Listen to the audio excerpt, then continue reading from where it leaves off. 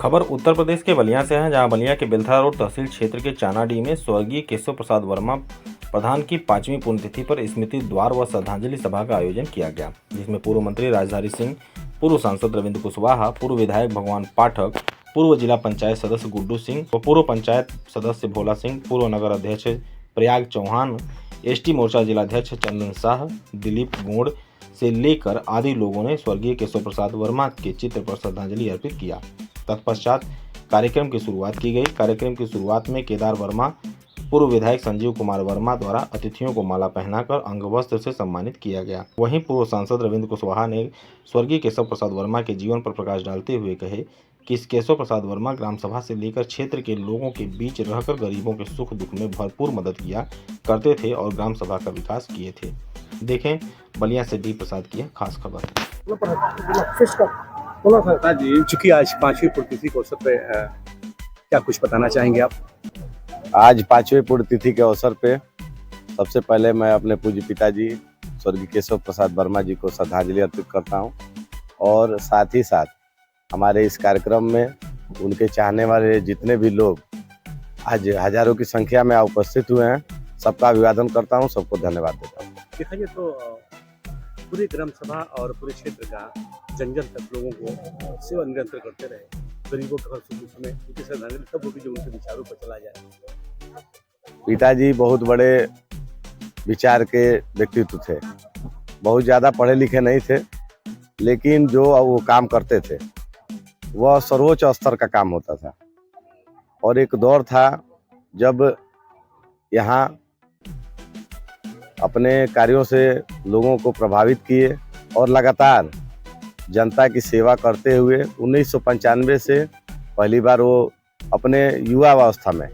जो कहा जाता है कि हम लोगों के युवा अवस्था में जो हमारी उम्र है, हमारे उम्र से पहले वो इस गांव के प्रधान बने। 95 से लगातार, पहले 95 में पहली बार जीते, उसके बाद सन 2000 में, सन 2005 में, 2010 में अपने सहयोगी, एक बार बीच में हमारी माताजी भी प्रधान रही महिला सीट पे, और एक बार अनुसूचित सीट हुआ, उस सीट पर भी वीरेंद्र राम जी को जिता करके और पुनः 2015 में 5वीं बार यहाँ ग्राम सभा में जनता ने सहयोग दिया, उनसे प्रभावित होकर के लोगों ने आशीर्वाद दिया और 5वीं बार उनको सेवा का मौका दिया। तब से लेकर के लगातार अब तक जितने भी ग्राम सभा में छोटे बड़े काम हैं, चाहे छोटा गरीब तबका का लोग हो, चाहे बड़े स्तर के लोग हों, हमारे ग्राम सभा में आप अपने स्तर से भी पता कर लीजिएगा, कोई भी ऐसा व्यक्ति नहीं है जिसको आवास न मिला हो। एक भी झोपड़ी ऐसी नहीं है जिसको उन्होंने पक्का न किया हो। सारी झोपड़ियों को पक्का कर दिया,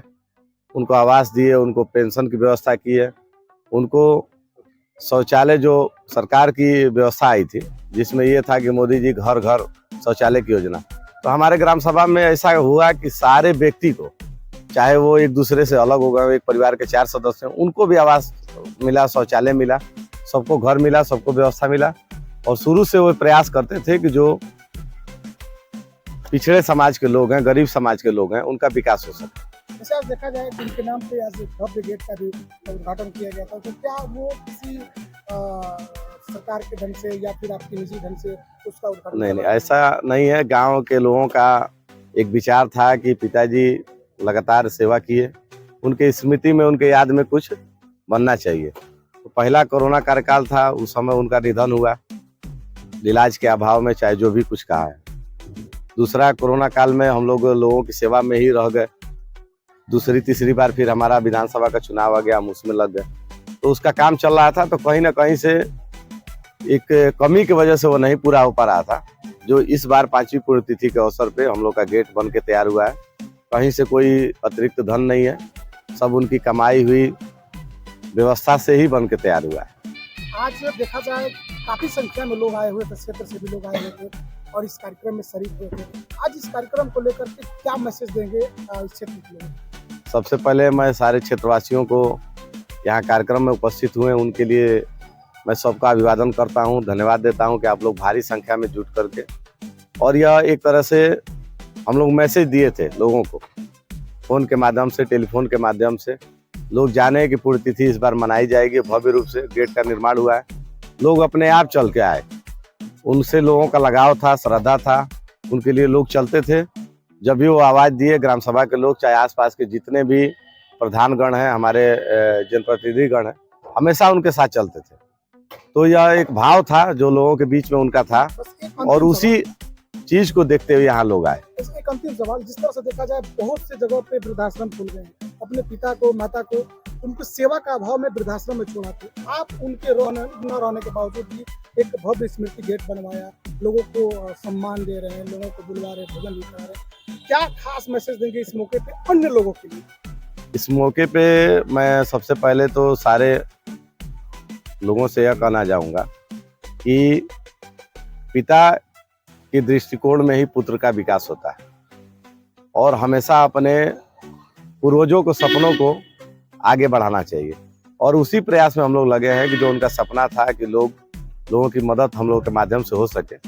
उसी मदद को हम लोग आगे बढ़ा रहे हैं, उसी की सेवा में हम लोग लगे हैं। बहुत बहुत धन्यवाद सर। हम एक बात कहना चाहते हैं, अभी सखी चंद राजभर ने बहुत समसामयिक विषय